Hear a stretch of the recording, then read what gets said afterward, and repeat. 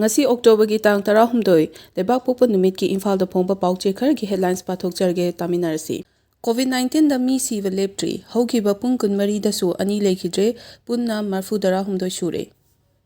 Secretariat ki department khudimakta November amadagi e-office hauragani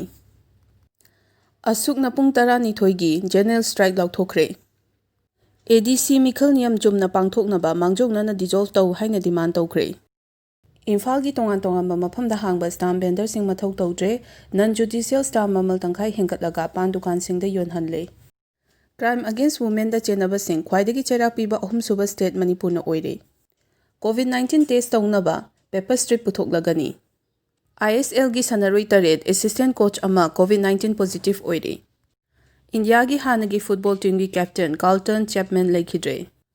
amasung Nations League England na goal handoglaga Belgium bu thoiduna Group B table gi makokta laikre Denmark mai pakre Thank you